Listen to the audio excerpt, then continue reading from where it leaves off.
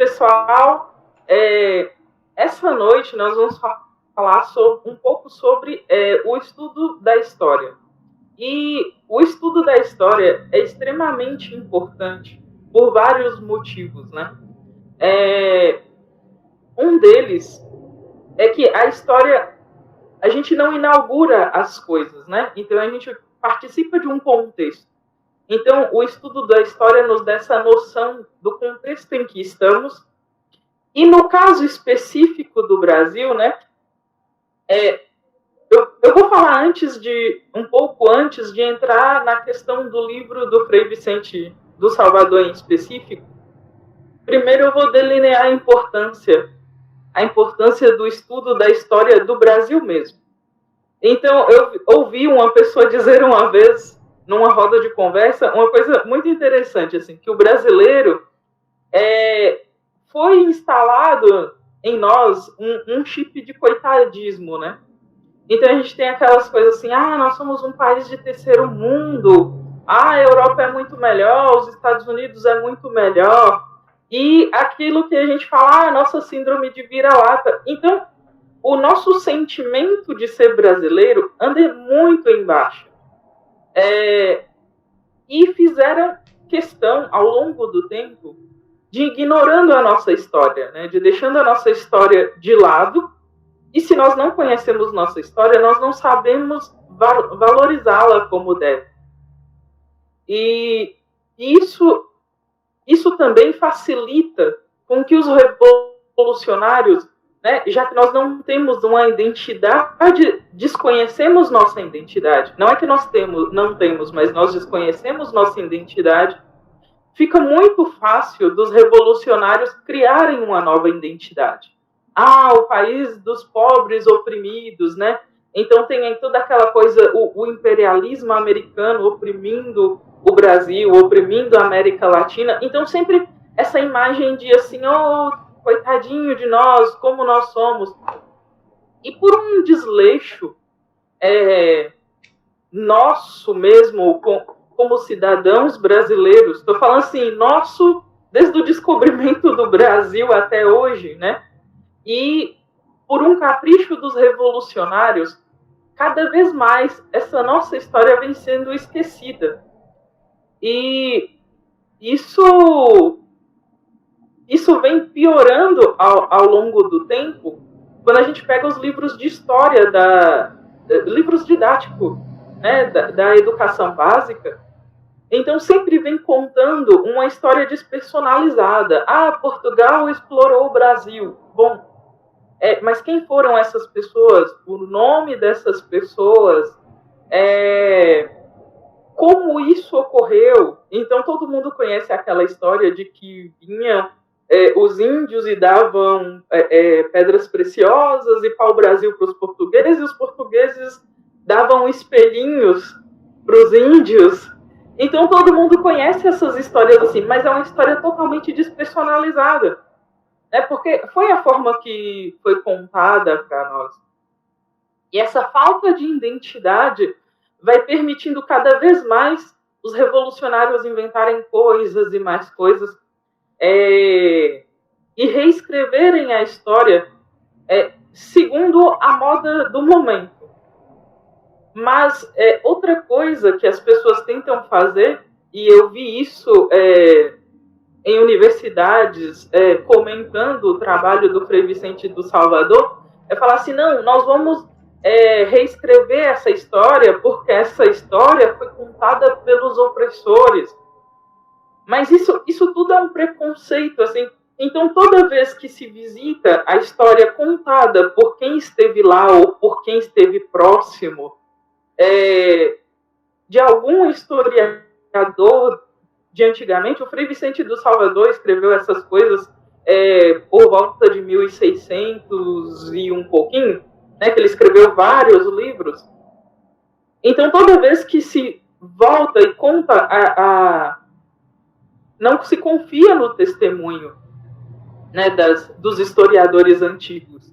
Então, sempre se lança muita dúvida, mas como é que nós vamos compreender nossa história se a gente só fica trabalhando em cima de dúvidas e construindo certezas imaginárias, né? Vem um historiador, na verdade, algum engenheiro social e inventa uma opinião. Então, é bom ter esse testemunho de primeira mão, né?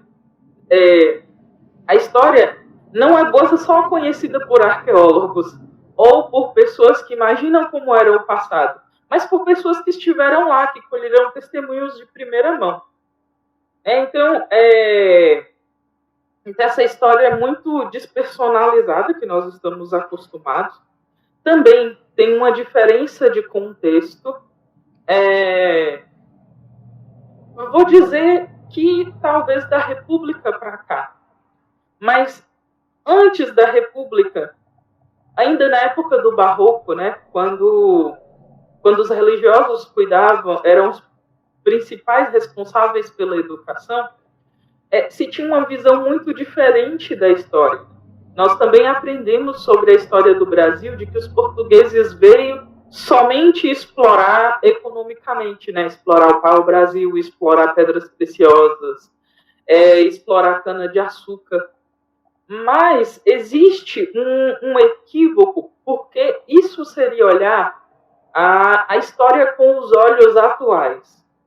E com os olhos, vamos dizer assim, dos franceses e dos holandeses, que realmente eles tinham essa intenção material, chegar a explorar economicamente as colônias. Como os franceses ainda têm colônias até hoje, né? Até hoje a França tem muitas colônias ainda, porque essa era a intenção, explorar financeiramente. Mas tem uma diferença de Portugal. Então, quando Portugal faz as cruzadas, eles têm um aspecto religioso que é muito superior às questões financeiras, né? Isso a gente vai ver em diversos livros. As pessoas hoje em dia são muito materialistas, então às vezes essa ideia se torna inconcebível para elas. Mas atravessar o mar só para converter alguém para o cristianismo, né? Só para catequizar alguém, para levar salvação para as outras pessoas, as pessoas hoje em dia são muito ateias e muito materialistas para conceber o mundo assim. Então, a verdadeira intenção das cruzadas, a questão econômica era puramente secundária. Das cruzadas, não, desculpa, gente. De quando eles atravessavam o mar, né, iam para as Índias e tudo mais, a principal intenção era catequizar. E aconteceu o mesmo com o Brasil. De tantos primeiros 100 anos de história do Brasil, não se havia uma exploração sistemática, né, da natureza, de matéria-prima e tudo mais. Bom, e esse contexto religioso, então toda vez que se lê uma história daquela época, se considera uma coisa, que as pessoas tinham a clara percepção de que tudo que existia, pelo menos, era em Deus, e para Deus, e por Deus. Então as pessoas partiam desse princípio, principalmente que a maioria das pessoas que eram letradas e que contavam a história eram pessoas religiosas. Então eles têm essa visão superior à visão puramente material. Então a história é sempre contada assim, é para explorar economicamente. Não, isso era muito secundário.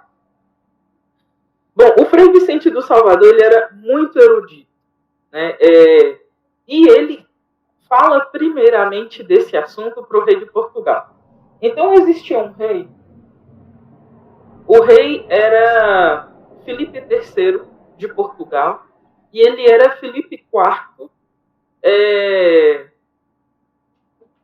da Espanha. Ele era conhecido como o Rei Planeta. Vou pegar aqui minhas anotações. Ele era conhecido como o Rei Planeta. Mas por que isso? Só para a gente entender esse contexto. Ele era rei de Nápoles, rei dos Países Baixos, né, lá, a Holanda, rei da Sicília, rei titular de Jerusalém, príncipe das Áustrias, era rei da Espanha. Então toda a América Latina, né, que hoje a gente chama de América Latina, era dele, Portugal e todas as suas colônias era dele, isso incluía as colônias da África, que Portugal e Espanha tinham. Então ele tinha um reino muito parecido com, muito depois viria a acontecer com a Rainha Vitória, né? É um reino que o sol não se impunha. Então, sempre ele tinha um reino muito vasto. Então, o rei Felipe III pediu para o Frei Vicente contar sobre o Brasil. Porque até então o Brasil não tinha essa relevância que hoje tem. Ele era conhecido como Felipe o Grande, né? Mas esse é apelido de Rei Planeta. E ele pediu isso para o Frei Vicente do Salvador na época, porque o Frei Vicente era muito, muito erudito. E dá para perceber isso já nas primeiras páginas do livro, da carta, né, que virou um livro enorme, que ele faz para o rei. Então, ele começa citando ele cita vários pensadores da Grécia, ele cita vários pessoas importantes, historiadores importantes ao longo do tempo, né? E ele começa comparando, fazendo uma analogia bem com bastante delicadeza de Alexandre o Grande com o Filipe III. Porque Alexandre o Grande também teve esse vasto império. E ele conta que Alexandre o Grande não largava por nada o livro de Homero, ele não largava outros livros de história, então ele sempre carregava consigo esses livros de história. Então, ele comentava que era muito sábia essa decisão do rei Felipe III pedir para ele escrever essa história dos primeiros 100 anos do Brasil. Não é igual hoje que a gente filma, tira foto. A gente está muito hipnotizado pelas mídias, né? A gente tem que voltar num tempo em que você tinha que confiar na carta de alguém. E então ele pediu para o Frei Vicente do Salvador, que tinha uma erudição incrível, para poder fazer isso. E ele cita Camões, vários outros escritores. Outra coisa importante sobre o rei Felipe III, para quem foi escrita essa obra, é que diz que ele estimava muito os escritores e que ele tinha uma vasta biblioteca. Então também era um rei apesar de ele ter herdado esse vasto território, ele era um rei muito erudito também. Então ele cultivava a boa escrita. E voltando naquele aspecto, né, de que as coisas eram feitas em Deus, para Deus, né, e esse aspecto da história também vai refletir na estrutura do texto. Então, cada capítulo desse livro, que é uma carta, desses livros, né, virou uma coleção de livros, são vários livros que compõem essa carta, é notório que de lá ele sempre tira algo que é sobrenatural. Então, assim, ele olha para as coisas do Brasil, ele descreve, é uma capacidade dissertativa assim, incrível, ele descreve as coisas e em cada capítulo ele tem a visão sobrenatural de alguma coisa.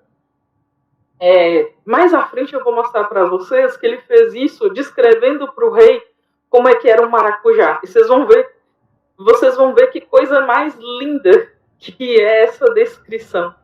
Essa visão sobrenatural de uma coisa tão simples. Mas isso era muito comum naquele tempo, né? Isso era o normal. Hoje em dia, se fosse alguém escrever hoje em dia, a gente ia falar o valor econômico do maracujá. Mas ele tinha essa visão assim, não, o valor espiritual de se meditar nessa coisa é isso, né?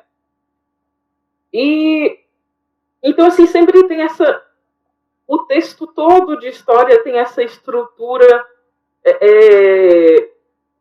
que era muito natural para a época, rica de simbologia, rica dessa observação, essa capacidade de observação muito grande que o Frei Vicente do Salvador tinha. E ele começa a contar para o rei como foi descoberto o Brasil. E ele conta de que realmente foi sem a intenção de descobrir e que as embarcações passaram por tormentas e acabaram chegando nesse porto seguro, que se deu o nome de Porto Seguro mesmo, no Brasil. E depois que ele conta, vocês podem ler o livro está em domínio público, depois eu posso compartilhar com vocês na biblioteca do governo. É um livro de muito fácil acesso. Ele vai contar primeiro do nome do Brasil, que o nome do Brasil foi chamado de Santa Cruz, e essa visão sobrenatural outra vez, né? Ele diz que por obra do demônio as pessoas foram esquecendo esse nome de Santa Cruz.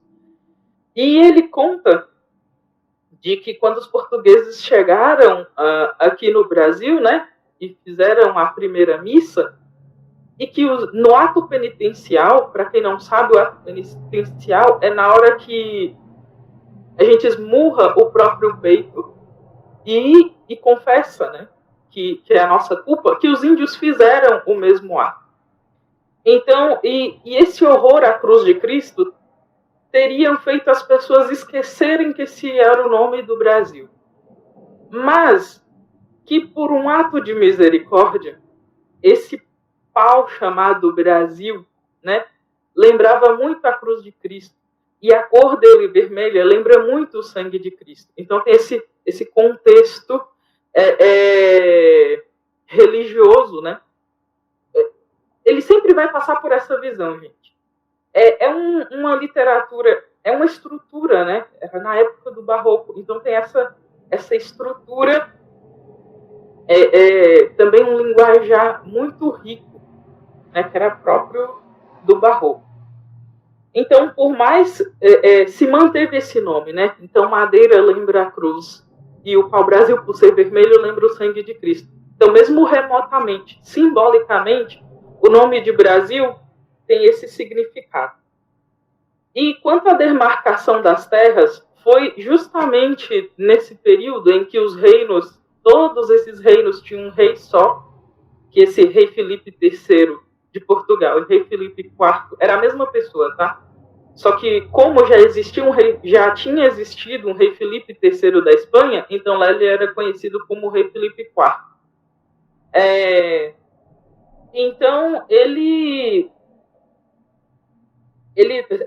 essa demarcação de terra se confundiu.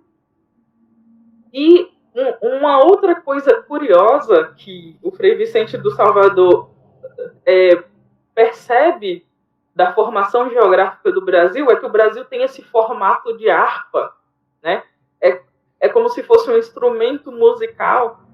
E então ele vai percebendo todos esses símbolos, porque a estrutura literária do Barroco, ele vai combinando a beleza de se observar as coisas, né, e descrever.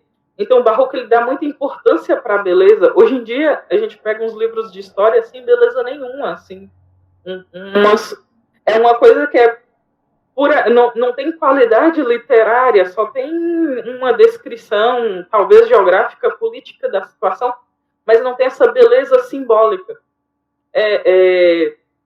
E antes desse materialismo todo que nós vivemos, a riqueza simbólica das coisas era muito grande, né?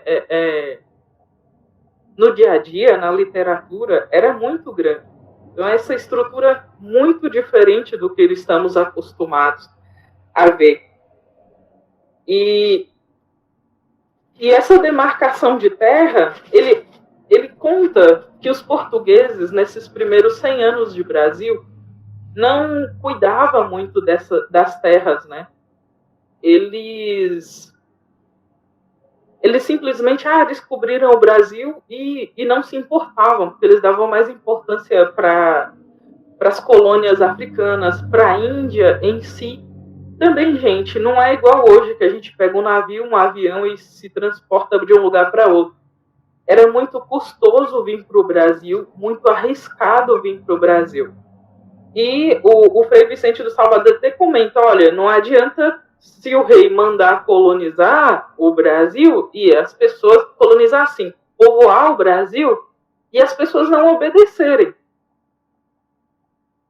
Diferente dos Estados Unidos, os Estados Unidos as pessoas migravam com suas famílias para construir uma nova realidade. Aqui do Brasil, começa-se a construir aquela mentalidade de inferioridade. O Brasil, vou lá fazer a vida e voltar para Portugal. Então, as pessoas tinham esse costume desde aquela época, né? Vou ver se eu consigo alguma coisa e voltar para Portugal. E então começou-se tudo que se fazia aqui, não se tinha uma importância de criar uma qualidade de vida aqui, mas de explorar um pouco. Aquelas pessoas que não eram religiosas, elas vinham explorar financeiramente e iam embora. E os religiosos ficavam aqui tentando converter os índios.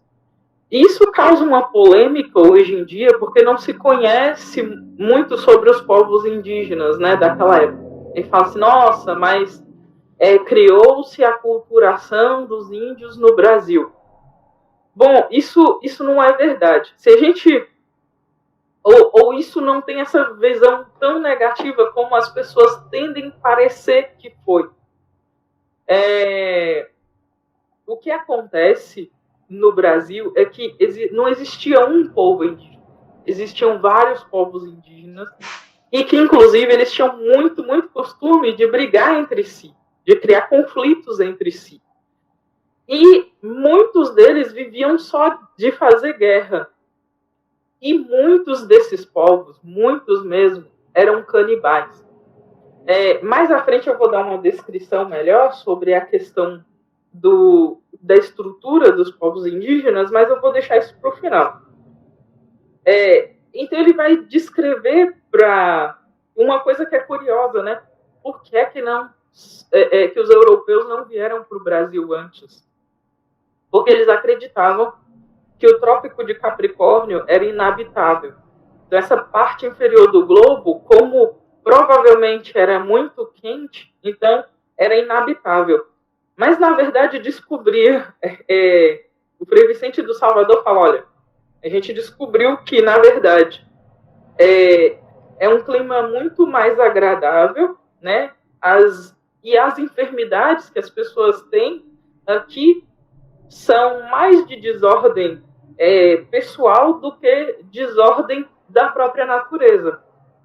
Porque aqui a gente não tem aquele frio extremo como se tem na Europa.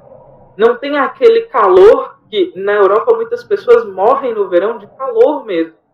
Então aqui aqui é mais agradável. Ele fala, olha, as pessoas aqui são mais saudáveis e vai contando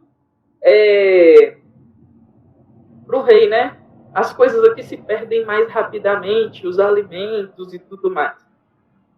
E as minas e metais preciosos também eram exploradas de forma desordenada, né? Então chegava alguém aqui, às vezes não tinha essa sistemática comercialização como é descrito para nós, que vinham os portugueses, traziam os espelhinhos e os índios lá com um monte de madeira e coisa. Não era exatamente assim. Cada um chegava e fazia de um jeito, né? E os índios também não davam valor muito para essas coisas. Os índios valorizavam muito mais a guerra, a alimentação, né? A caça, as mulheres que eles tinham, davam muito mais valor a isso do que a terra em si. De tanto, muitos povos eram nômades. Acabaram os recursos naturais dali da região, eles vão embora. Então, as minas de metais preciosos, né? Ele fala que tinha em abundância. E esmeraldas e tudo mais, só que a exploração sistemática não acontecia, era tudo desordenado. E também não era a principal intenção dos religiosos, porque quem mais vinha para o Brasil, até então, eram os religiosos para catequizar os índios. das árvores, da vegetação em geral, ele vai enumerar, para quem gosta, né, de receitas, de dicas de ervas para a saúde, ele vai enumerar para o rei várias árvores que têm qualidades medicinais e qualidades também assim para construção de casas e tudo mais. Só que o tempo inteiro ele fica reforçando de que os portugueses não se importavam tanto com o Brasil, né? E aí ele vai cunhar a frase, que é a frase mais famosa. Ele fala assim: nenhum homem desta terra é república, nem zela ou trata do bem comum, senão cada um do seu bem particular. E mais à frente ele destaca o seguinte: olha, pois o que é fontes, pontes, caminhos e outras coisas públicas é uma piedade, porque atendo-se uns aos outros, nenhum as faz. Então, assim, tudo que era um bem público ninguém fazia, né? Ainda que bebam água suja, ainda que se molhem ao passar nos rios, ainda que se orvalhem pelos caminhos, tudo isto vem não tratarem, porque eles não querem ficar aqui no Brasil, né? Não querem cá ficar, senão onde levar para o rei. Então eles não tratavam do bem comum, porque eles pensavam assim, vou fazer a vida aqui e vou embora. E também ele conta de que algumas pessoas degradadas foram deixadas aqui no Brasil.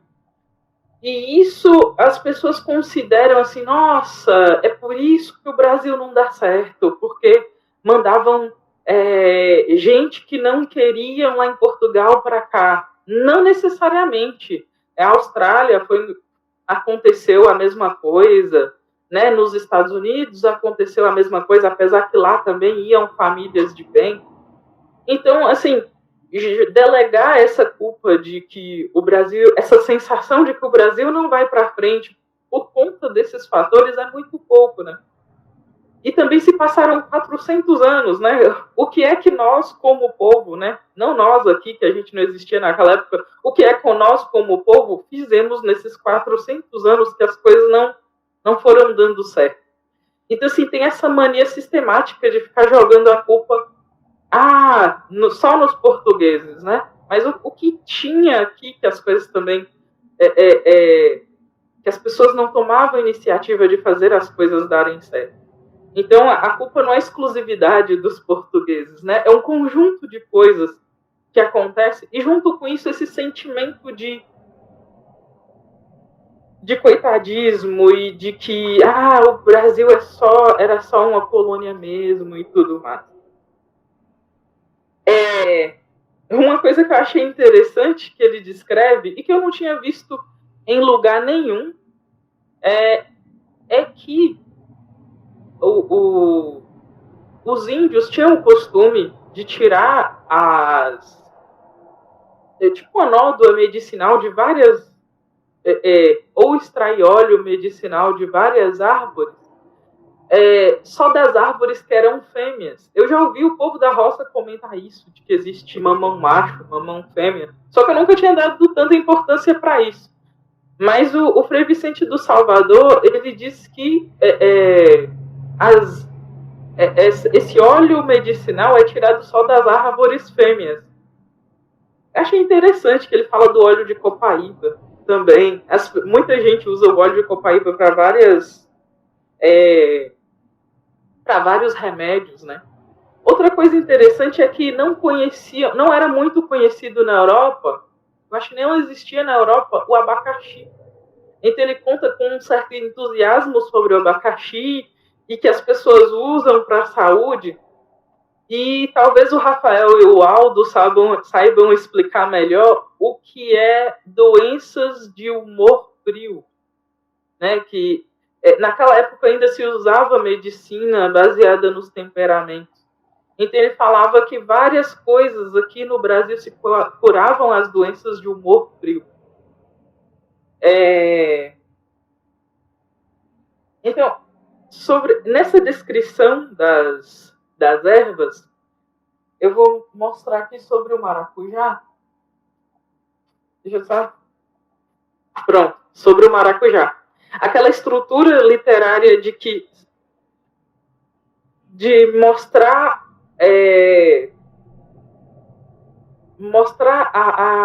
a visão sobrenatural que se tinha sobre algo que era banal.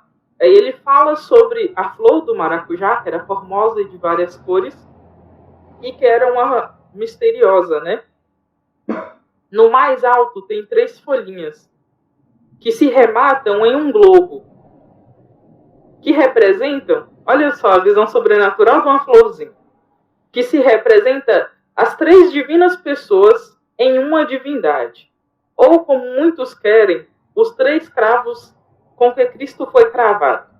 E logo embaixo do globo, que é o fruto, outras 5 folhas, que se rematam em uma roxa coroa, representando as 5 chagas e as coroas e espinhos de Cristo nosso Senhor. Então é muito bonitinha essa descrição do maracujá, né? Assim, todos os capítulos ele vai descer a remate, assim, olha, existem essas e essas coisas, mas olha só, isso aqui tem algo sublime nisso aqui. Então, sempre dando importância às coisas, aos símbolos das coisas. Deixa eu ver onde eu parei aqui. Então, de tudo, ele faz uma pequena catequese. Isso também eles vão usar para ajudar na questão indígena, né? Porque como é que se catequizava os índios sem os índios saberem ler e escrever? Então mostrava para essas coisas na natureza para eles, né? Essas coisas simples, né? Uma flor de maracujá, mas que isso tem dá para olhar para a flor de maracujá de outra forma e mudar de vida. Mais na frente eu vou mostrar, daqui a pouco eu vou mostrar por que era tão necessário ajudar os índios nessa questão. Bom, e depois ele vai descrever mais ervas medicinais. Ele passa vários capítulos explicando sobre as ervas medicinais e em vários momentos ele se volta para esse assunto, né? Porque os índios ensinam para os portugueses muitas coisas e os portugueses, com o conhecimento simbólico que eles têm, eles percebem muitas coisas aqui da natureza do Brasil. Ele vai depois, mais à frente, falar sobre a erva viva. Aqui é conhecido, aqui na minha região em Minas Gerais, é conhecido como Maria Chiquinha. Uma ervinha que elas ficam com as folhinhas todas abertas e quando se toca nessa erva, ela se encolhe, ela retrai. E depois que ela se retrai, aí depois de passado um tempo, ela se abre novamente. É que a gente chama de Maria Chiquinha, mas no livro, Frei Vicente do Salvador chama de erva viva. E ele faz de novo essa comparação simbólica, né? Essa dimensão sobrenatural. Que essa plantinha, ela vai, de certa forma, simbolizar o perdão, né? Que Abri uma outra janela aqui, gente, sozinha, peraí. Voltei. Vai mostrar que essa florzinha que foi ofendida pelo toque, depois ela esquece a ofensa. Ela volta ao seu estado original. Então, sempre no livro, essa visão simbólica, esses detalhes, assim, muito bonitinhos. E voltando, eles vão mostrar isso para os índios também. Porque os índios gostavam de uma guerra, né? De fazer uma guerra. Então, mais à frente ele vai dizer o seguinte, olha, os índios, eles não têm hábito de caridade. É algo que eles precisam aprender a caridade. Hoje em dia, a gente vê a ministra Damares, né? Tem vídeos dela desenterrando bebês enterrados vivos nas tribos indígenas. Gente, naquela época era muito pior. Muito pior. É uma cultura que as pessoas falam assim, tem que conservar a cultura dos índios, mas eles tinham umas coisas que para nós hoje em dia é uma crueldade. E por isso, de certa forma, eles precisavam conhecer Deus, que era Jesus Cristo, que é toda caridade, para melhorar essa cultura deles, né? Tinham coisas muito boas, por exemplo, eles sabem muito sobre a natureza, sobre ervas medicinais, mas tinham coisas terríveis, né? Abandonar os aleijados, os cegos, abandonar aquelas pessoas que não eram úteis, né? A gente vive falando sobre cultura da morte. Os índios já tinham a cultura da morte há muito tempo. Não sistematizado, não como está sendo implantada hoje, mas já fazia parte dele, parte, né, da estrutura tribal, assim, eliminar as pessoas que têm algum tipo de deficiência, como se fosse algum tipo de maldição. E ele vai contando também sobre os animais, várias espécies de animais que os europeus nunca ouviram falar.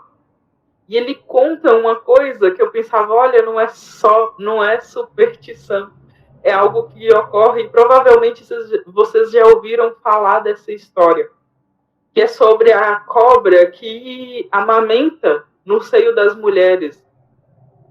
E ele conta isso nessa carta, livro para o rei, né? Provavelmente vocês já viram essas histórias de mulher que está amamentando e que à noite vem uma serpente e amamenta na mulher. Então ele conta um relato desse. Então ele vai fazer uma descrição completa da parte geográfica.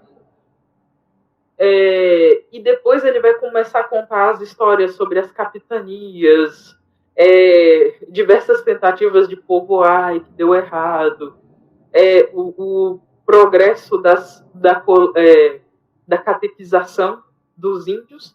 Mas primeiro ele vai descrever os índios. E, gente, essa descrição não é só uma visão particular do Frei Vicente do Salvador. Em vários outros historiadores que contam sobre o passado, né, eles vão dizer as mesmas coisas sobre os índios. Então, assim, os índios eles tinham a seguinte forma de governo. Isso é para descrever, num geral, esses povos, né? Então, eles não tinham escrita, era uma certa tradição oral, muitos eram muito belicosos, né? E ele vai dizer uma coisa curiosa, né? Essa mania de sempre ter visão sobrenatural sobre as coisas, ele vai dizer uma coisa muito interessante sobre as línguas dos índios. Ele vai dizer que a língua dos índios praticamente não tem a letra F, a letra L e a letra R. E na pronúncia deles é muito, muito pouco. Então ele diz o seguinte, olha, pelo menos nas tribos com quem ele tinha contato na Bahia. Eu vou localizar para vocês um pouco assim, porque os povos indígenas são muitos. Então o Frei Vicente do Salvador estava em Salvador, na Bahia, que era até então a capital do Brasil, né? A capital do Brasil era lá.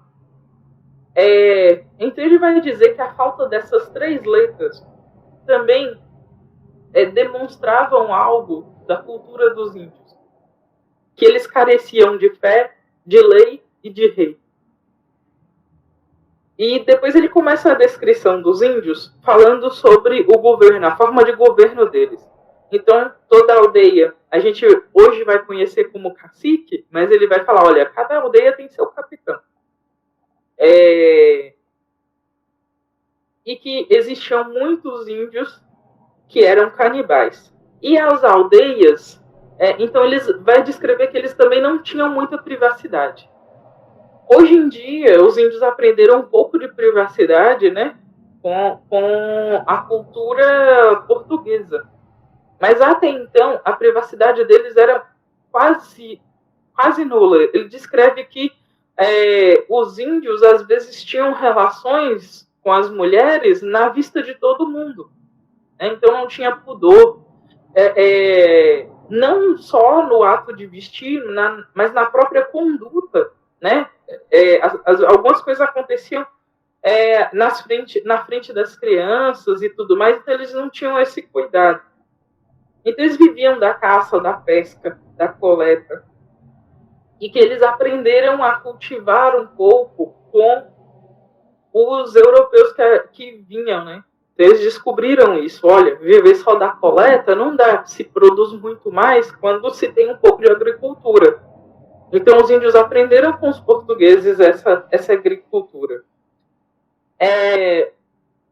Então eles falam, né, que as mulheres das mulheres indígenas, muitos homens indígenas tinham várias mulheres, muitas mulheres mesmo.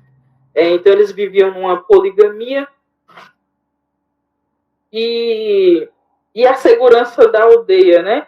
Eles não tinham ferramentas, né?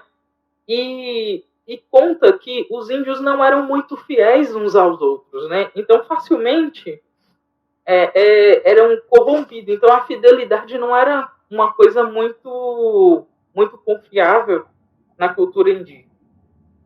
Então, sobre os casamentos, né?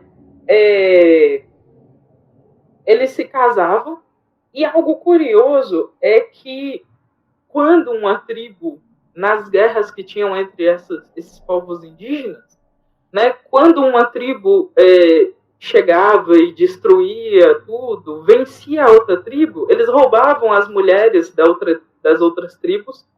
E uma coisa curiosa que se observava é que as mulheres da tribo que tinham perdido se tornavam esposas desses novos guerreiros, e elas não demonstravam sentimento nenhum pelos maridos que tinham falecido, por ninguém. Então, assim, essa indiferença sistemática vai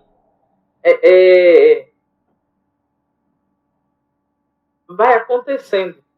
Outra coisa que ele conta é que ele encontrou andando no caminho, encontrou um índio que ele não possuía as duas mãos e nem os dois pés, e que esse índio andava se arrastando, e que a tribo dele migrou de um lugar para o outro, e como ele se arrastava, ele não dava conta de acompanhar as outras pessoas. Então ele ficou lá pelo caminho, e quando o Frei encontrou esse índio estava com muita sede. Ele deu água para o índio beber e foi catequizando o índio.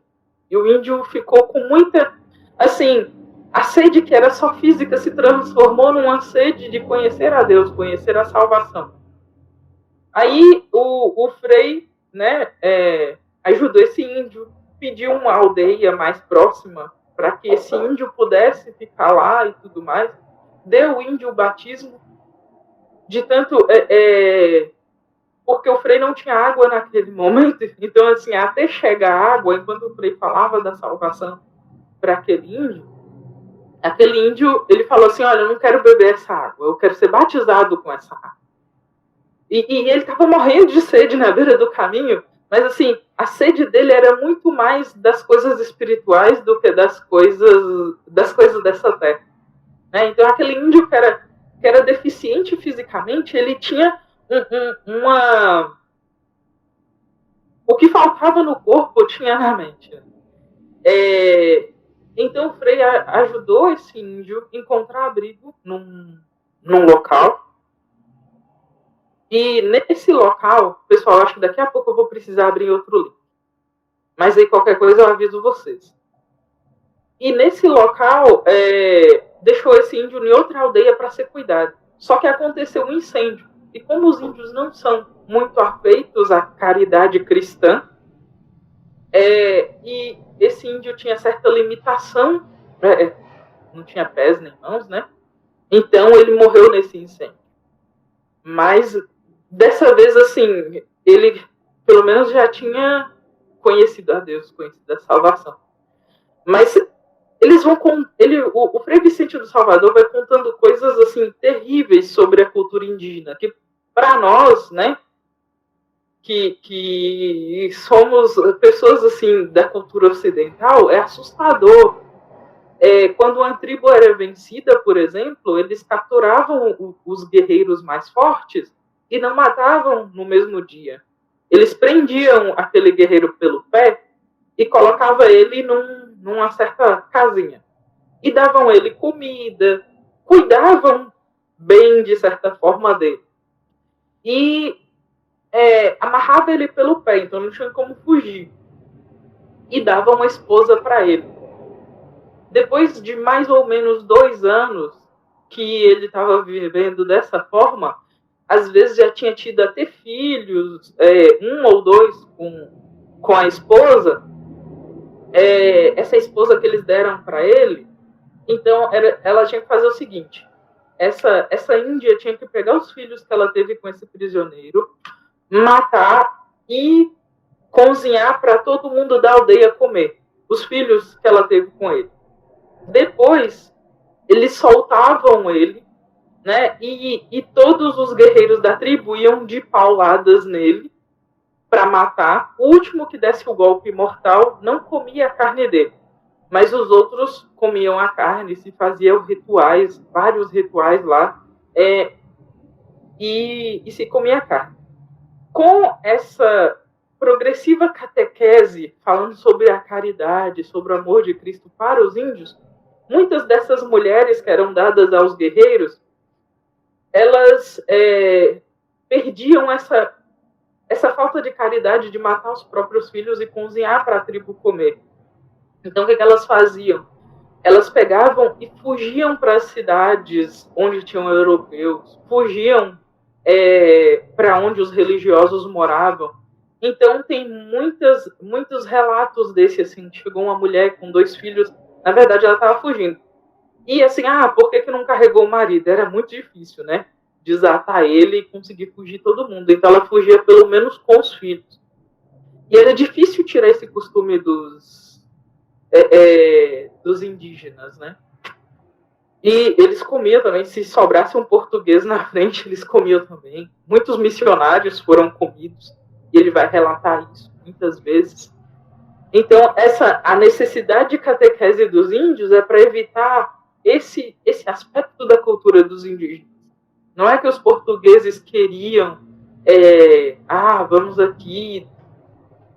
É claro que existiu exploração, gente. Em todas as relações humanas, uma hora vai ter algo errado entre essas relações. Mas a principal intenção era assim, não, esse pessoal, eles precisam conhecer a caridade cristã. Se esse pessoal não conhecer a caridade cristã, eles vão continuar vivendo no paraíso que é o Brasil, né, e se destruindo. E as mães cozinhando os filhos e dando para a tribo comer, né? Ele conta um pouco sobre o José de Anchieta, que fazia o trabalho em Santos, né? Então, esse livro é uma carta muito vasta. E ele sempre critica a atitude dos portugueses, né? Essa atitude de não dar importância devida ao Brasil.